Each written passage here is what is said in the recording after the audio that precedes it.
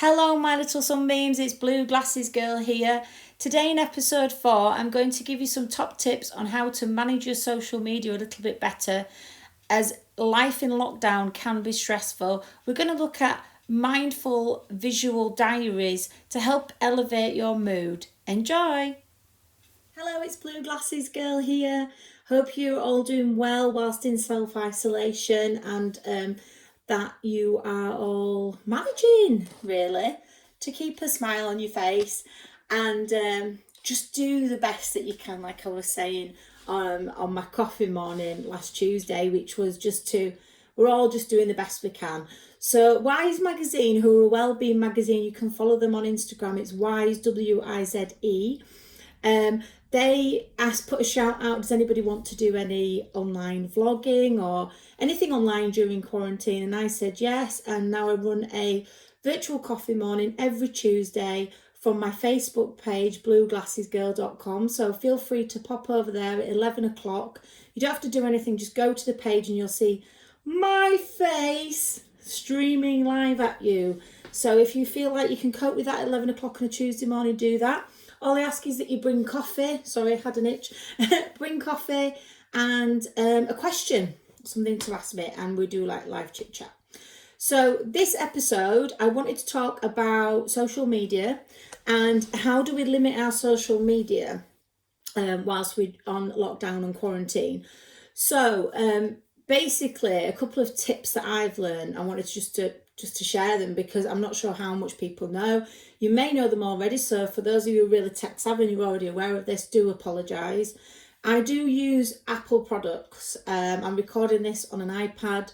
That is because I'm dyslexic, I'm neurodiverse, and it's much easier for me to coordinate myself using tools where I can use my hands and I can type or write or text at the same time, you see. So I meant use my hands, that sounds silly. I meant use my hands to manipulate the devices, not use my hands. You know what I meant. So yeah, so one of the tips I wanted to give you first of all was Facebook, because obviously Facebook's really in high demand and everybody's using it at the moment. So on Facebook, one of the things I'd recommend is there is a section where you can create lists and you can put people that you know into different lists. So for example, if you've got work colleagues on your Facebook, you can put them in one list. You can put your friends in another list. You can put your family in another list. And then you can choose which lists that you get notifications for and which come up on your timeline. Or you can just simply go through each person and choose whether you want to see them. But there's lots and lots of ways to edit your timeline, so you don't have to just be flooded with what everybody's posting, because it can be overwhelming. If everybody's posting articles from the news or articles about COVID, I can imagine it can get really overwhelming. So that's the top tip for your Facebook. What I wanted to show you was the specific phones that they have on the settings they have on the iPhones. Now I do apologise that I don't know how to use the what do they call them that are not analog? No, Android phones. I'm going to show you this. It's like a little mini tutorial. So on the iPhone, if you go into settings, settings is that symbol there. It's like a little round gears. And then you scroll down until you find an option that says screen time, and it has like a little egg time next to it. If you press, oh, not that one. See, I'm getting it wrong already. Sorry, guys. It's not screen time. That's quite a helpful one. That tells you how long you've been using your screen time for. You might want to know what that looks like anyway.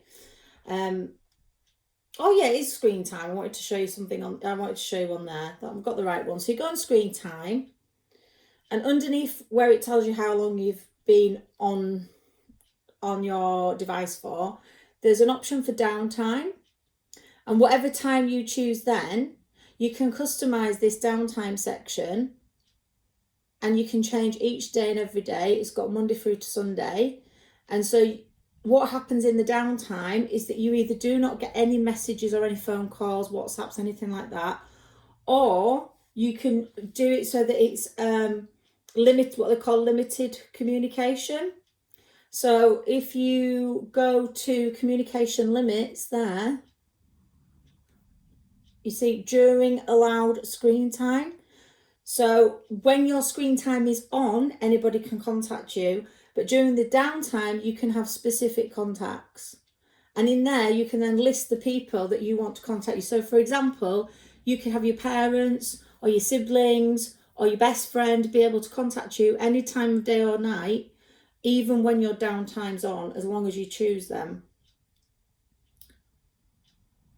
And you can even customize it further by going into the always allowed section, where you can then actually choose which apps they can actually contact you on. So it's really, really specific. Also, one for parents is you can actually change the privacy settings as well under content and privacy restrictions as well. So if you're passing over your devices to your kids, mum, can I play a game? Can I play a game on your phone? And you don't want them to slip onto some adult content, then that is the one that you need to use. So it's under settings, screen time. So just have a little explore under that screen time. You can also do things like sharing information across devices. You can set up a passcode. So say, for example, you said to the children, you can have 20 minutes on the iPad or on my phone, and then you've got caught up with some chores and you forgot about it. You can actually set a passcode so it switches off and you have to put a passcode to get back in there. What else do I know that's helpful? So then the app limits are really great. So you go into settings again, and we're still all this is still on the screen time option, which is the egg timer. So much you can do in here. This is why I love Apple devices. So you've got downtime, which is usually like times of your day you want to rest or go to sleep, or that you've carved in. And I just thought it'd be really helpful to explore the importance of having downtime. And if you really want to get away from your devices, I like being attached to my device all the time. I don't mind telling you that. But I'm just hearing a lot of people are struggling with this. So I thought this might be a helpful thing to show you. Apps limit. So all of your apps, you can limit. So you just simply take it from grey to green, which means it's on. Yes, my screen is black and white background. This is for my Erling syndrome, so don't worry about that.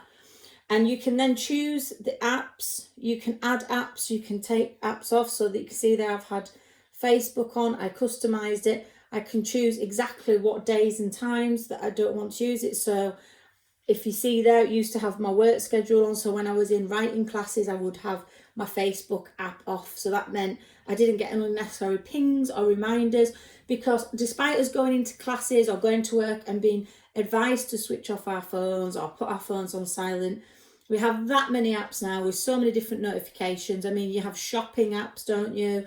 We're not just talking about social communication apps. We have like any apps now, Just Eat, whoever, you're using, popping up, don't we, with notifications. So for that reason, it's a really great idea to try and quieten your phone down and have these limits. I found them really helpful. And you can switch them on and off as you need them. It's really, really flexible. Another thing I wanted to leave you with as well was a positive tip that I shared on my coffee morning, and people said, oh, you should share that with everybody, and that'd be really helpful, Blue Glasses Girl, which is I keep something that I've called, it's kind of I'm sure other people do it, but I keep something that I call a visual diary. So when I got diagnosed with depression and panic disorder, and I already had PTSD, I had extremely low mood, and it was very easy when you're having a low mood to feel like your days are very empty and not unsatisfying and that unproductive, and that you can get caught up in your own negative cognition. So when you have depression or anxiety, or any other mental illness, you have what psychologists call negative cognitions, which essentially just means repetitive negative thoughts, and they go round a loop on your head. So it's like, you haven't done anything useful today, what a waste of a day, look what a lovely day it is outside and you didn't go for a walk, that kind of thing. And we call them the lies that you believe from a mindfulness point of view. So if I was to say to you, what lies are you believing today? You're buying into those negative connotations. And if you remember last time we spoke, I said to you that you have what we call negative bias in your brain. That's what the psychologists call it, which means that you look for the negative first. So rather than looking for the positive things that have happened in your day that we can give gratitude for, people that want to have a gratitude journal know a lot about this, where you write down 3 things that you're grateful for at the end of the day. We look for the negatives. But what do you do when you get caught up in that? Well, I'm a visual learner, so something I decided to do was to take photographs every day of things that I've done in my day. So, for example, today I took photographs of the fact that I've planted lots of seeds. So I've planted spinach, tomato, peppers, lettuce, all sorts of seeds, because April is the start of planting season. So for that, and I love spring for that reason. So basically I take photos before and after. Now the important trick about this photo diary is that I don't tend to include pictures of myself. Occasionally I will, but it's selfie free generally. So I take images of the things that I've done. So today I took images of the empty baskets, and then before and after when I planted the seeds, and pictures of the seeds. So it's a way of me being able to visually capture a memory of that day. And it's like a running diary of my day, but a visual one. And then something I did is I posted them on Facebook, because with the privacy laws around Facebook, although there was lots of controversy about them being public, the good thing is they're kept to your profile, and they're a great way just to store photographs, because obviously if you were storing photographs elsewhere, you might have to pay for storage. But everything you put on Facebook, you pretty much know is going to be there forever, especially if you go into your settings and do a legacy agreement, which basically means, and Google this if you don't know about it, that if something was to happen to you, God forbid, you can actually give control of your Facebook account to somebody else, so they have access to all the pictures and everything that's in it, which I was thinking for your family, that's a lovely thing to leave behind. They've got maybe not images of you, but things that you would do, and they know that you would do them. So I'll take pictures of little cups of coffee I've had, little cafes I've visited, and whatever I've done. So all of that is what I call my visual diary. And I've been doing that for a few years now, and it just helps get rid of those negative cognitions. So how I use it practically is, if my mood's a little bit low, or if I'm thinking, oh, at the end of the day, and you've forgotten all the good things you do, I get out my phone and I think, wow, I did that. I went to an online class today. I did some planting today. Oh, I watched that film today. And I even take photographs of my computer screen if I'm working on the computer or on a virtual class. I take photographs of something out of the window that I may have seen. I take photographs of some film that's on television, just one quick snapshot, just to remind me. And it's a really good memory exercise, because you will be surprised what you actually forget of what you've achieved. So if anything, do it just for a week, just trial it, a visual diary, and just see how many wonderful things you've done without even realising it. I'd love to see some of your photos and see some of your content, and you can share it with me on my Blue Glasses Girl virtual coffee morning, which is every Tuesday at 11 o'clock on Facebook, Blue Glasses Girl. See you there. Bye bye for now.